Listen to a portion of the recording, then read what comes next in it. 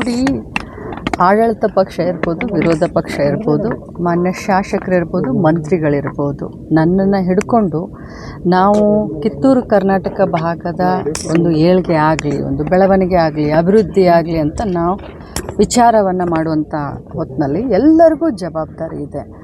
ಎಲ್ಲರಿಗೂ ಒಂದು ಮಾತನ್ನು ಹೇಳಲಿಕ್ಕೆ ಬಯಸ್ತೇನೆ. ಈ ಒಂದು ಭಾಗದ ಒಬ್ಬ ಶಾಸಕಿಯಾಗಿ ನಮ್ಮ ಭಾಗ ಭಾಳಷ್ಟು ಹಿಂದುಳಿದಂಥ ಭಾಗ, ನಮಗೂ ಕೂಡ ಅದರ ಅರಿವಿದೆ. ಸಾಕಷ್ಟು ನೀರಾವರಿ ಯೋಜನೆಗಳು ಬರಬೇಕು, ಸಾಕಷ್ಟು ಸರ್ಕಾರಿ ಅನುದಾನ ಇನ್ನೂ ನಮ್ಮ ಈ ಭಾಗಕ್ಕೆ ಬರಬೇಕು.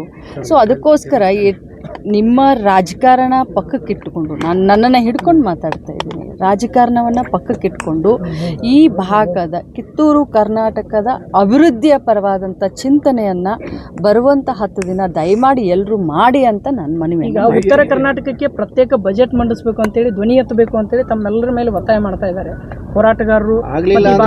ಕರ್ನಾಟಕ ಪ್ರತ್ಯೇಕ ರಾಜ್ಯವನ್ನ ಕೇರಿ ಅನ್ನುವಂಥದ್ದು ಇದೆ. ನೋಡಿ, ಅಖಂಡ ಕರ್ನಾಟಕದ ಚಿಂತನೆಯನ್ನು ನಾವೆಲ್ಲ ಇಟ್ಕೊಂಡಿದ್ದೀವಿ. ಅಖಂಡ ಕರ್ನಾಟಕ ನಮ್ಮ ಹೆಮ್ಮೆ.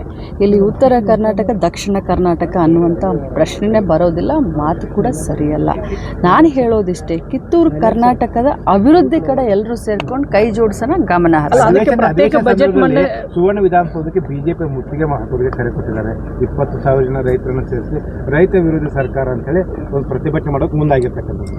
ನೋಡಿ, BJP ಅವರಿಗೆ ನೈತಿಕತೆ ಇಲ್ಲ, ರೈತರ ಬಗ್ಗೆ ಮಾತನಾಡುವಂಥ ನೈತಿಕತೆಯೇ ಇಲ್ಲ.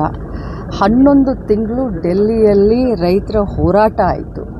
120 ಜನ ಏನೋ ತೀರ್ಕೊಂಡ್ರು.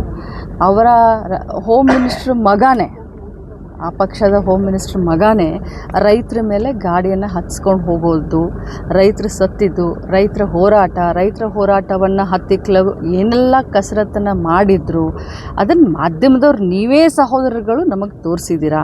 BJPಗೆ ಯಾವ ನೈತಿಕತೆ ಇದೆ?